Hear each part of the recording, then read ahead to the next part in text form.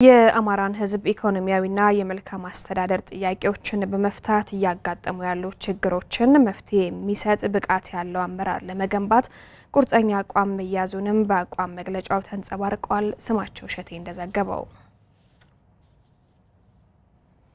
ወደ ሌላኛው ጉዳያችን አለፈን። ውስጣዊና ውጫዊ ችግሮችን በመለየት የክልሉ ህዝብ የሚያነሳቸውን ጥያቄዎች ደረጃ በደረጃ በመመለስ የጋራ መግባባት ላይ ደርሰናል ሲሉ የአማራ ክልል ብልጽግና ፓርቲ አመራሮች ተናገሩ። የክልሉ ህዝብ የሚያነሳቸውን ሰባዊና ዲሞክራሲያዊ ጥያቄዎች በሰከነ መንገድ ለመፍታት ጥረት እንደሚያደርጉም አስተያየት ሰጪዎቹ ተናግረዋል። አክሊሉ ምንተስኖ ተጨማሪ አለው።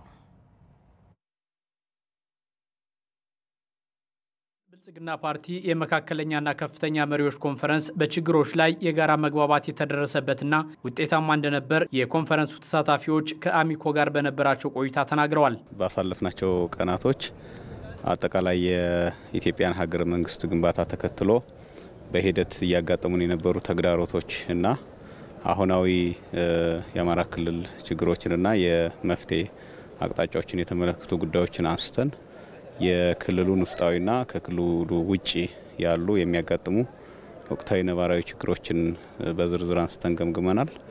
ይሄን ከገመገምን በኋላ ደግሞ ለክልላችንና ለህዝባችን ጥያቄና ሀሳብ እንዲሁም ስሜት የሚመጥን የመፍትሄ አቅጣጫዎችንና ማደማደሚያዎችን አስቀምጠናል። በተለይ የአማራ ህዝብ ከረጅም ጊዜ አኳያ የሚያነሳቸውን ጥያቄዎች በዝርዝር ለይተን እነዚህም ጥያቄዎች የወሰንና የማንነት ጥያቄ፣ የህገ መንግስት ማሻሻል፣ ከአዲስ አበባ ጉዳይ ጋር በተያያዘ የፍትሃዊ ተጠቃሚነት እና ከአማራ ክልል ውጭ የሚኖሩ አማሮች የደህንነት ጉዳይ በዝርዝር ህዝባችን የሚያነሳቸው ጥያቄዎች ናቸው። በክልላችን አጠቃላይ ነባራዊ ሁኔታ ክልላችን ያለበትን አጠቃላይ የጸጥታ ሁኔታ፣ የሰላም ሁኔታ፣ የልማት ስራዎቻችን ያሉበትን በጥልቀት አይተናል። እነዚህ ስራዎቻችን ህዝቡ የሚያነሳቸው ጥያቄዎች አሉ።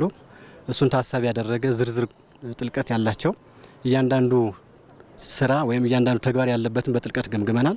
ለችግሮች ደግሞ መፍትሄ መሆን ያለባቸውን አቅጣጫዎች በዝርዝር አይተናል። የአማራ ህዝብ መሰረታዊ ጥያቄዎች በዝርዝር ተለይቶ የመፍትሄ አቅጣጫ የተቀመጠበት ኮንፈረንስ እንደነበረም ነው ተሳታፊዎቹ ያነሱት። በአጠቃላይ በክልላችን ያሉ ችግሮችን በጥልቅ ገምግመናል። መገምገም ብቻ አይደለም፣ እነዚህን ችግሮች የምንሻገርባቸው ስልቶች፣ ለውጥ የምናመጣባቸው መንገዶችም ጭምር ተወያይተን የጋራ አቋም ይዘናል። ባለፉት 2-3 ቀናት በተለይ ከብልጽግና ፓርቲ በአመጣቸው ለውጦችና እንዲሁም ከለውጦቹ ጋር በተያያዘ በክልላችን ለውጦቹ የሚታዩበት መንገድና በተለይ በተግዳሮቶቹ ዙሪያ ውይይት አድርገናል።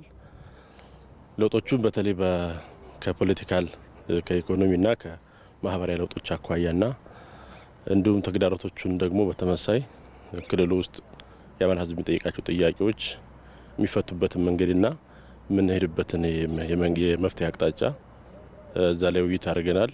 በመጀመሪያ በችግሮቹ ዙሪያ የመግባባት ስራ ሰርተናል። በዚህ ክልል ውስጥ ችግር አለ የሚለውን እንደ አመራር በደንብ ራሳችንን ጭምር አይተን ፈትሸናል። ውይይቱ መነሻው የሚያደርገው በችግሮቹ ዙሪያ መግባባት ነው። ስለዚህ ችግሮቹ አሉ። የክልላችን ህዝብ ውስብስብ ችግር ውስጥ እየገባ ነው፣ ፓርቲያችን ችግር ውስጥ እየገባ ነው በሚለው ጉዳይ ላይ በጣም በጥልቀት ተወያይተናል። በተለያየ መልኩ የሚነሱ የህዝብ ጥያቄዎችን በሰላማዊና በዲሞክራሲያዊ መንገድ ለመፍታት የጋራ አቋም የተያዘበት ነው ይላሉ የመድረኩ ተሳታፊዎች። ህዝባችን ውስጥ የተለያዩ የሚነሱ ሀሳቦች አሉ። ለነዚህ መፍትሄ ናቸው ብሎ የሚንጸባረቁ ሀሳቦች አሉ። እነዚህን የማደራጀትና የጋራ አቋም የመያዝ የጋራ ተግባቦት ላይ መድረስ ስራዎችን እንሰራለን። ይሄ መድረክ እስከታች እስከ ህብረተሰቡ እስከታችኛው የአመራር መዋቅር ድረስ ይወርዳል። እየደረሰ ያለው ግድያ፣ እየደረሰ ያለው ወከባ መቆም አለበት። ከሌሎች ብሔረሰቦች ጋር ከሌሎች ወንድም የሀገራችን ህዝቦች ጋር ሁሉም በእኩል እዚህ ላይ አቋም እንዲወስድ አስምራን ያለፍንበት ነው። የአማራ ህዝብ ጥያቄዎች ሰላማዊ ዲሞክራሲያዊና ህጋዊ በሆነ መንገድ መፈታት እንዳለባቸው የጋራ መስማማት ደርሰናል።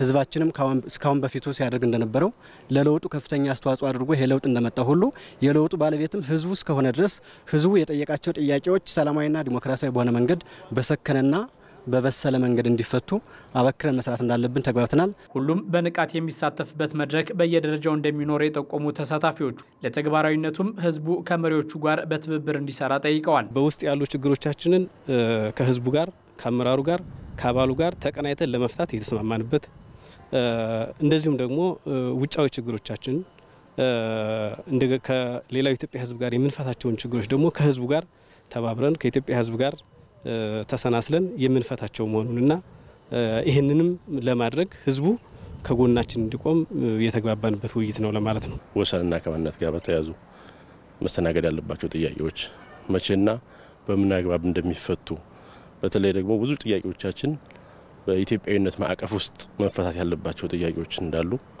እና እነዚህ ጥያቄዎች ደግሞ ከሌሎች ወንድሞቻችን ጋር ሆነን በጋራ የክልሉን ጥያቄ መመለስ እንዳለብን የጋራ አቋም ወስደናል ማለት ነው። ችግሮችን የምንፈታው ህዝባችን ጋር ስንቀናጅ ነው፣ ስንሰናሰል ነው። ስለዚህ ህዝቡ መሪዎቻችን ችግር ይፈታሉ ብሎ ትረስት ዴቨሎፕ ሊያደርግ ይገባል። በእርግጥም የዚህ ክልል ችግር የሚፈታው አሁን ባሉት አመራሮች ከህዝባችን ጋር ተቀናይተን ነው የሚለው ህዝባችን ከጎናችን ነው ሊያግዘን ይገባል ማለት ነው።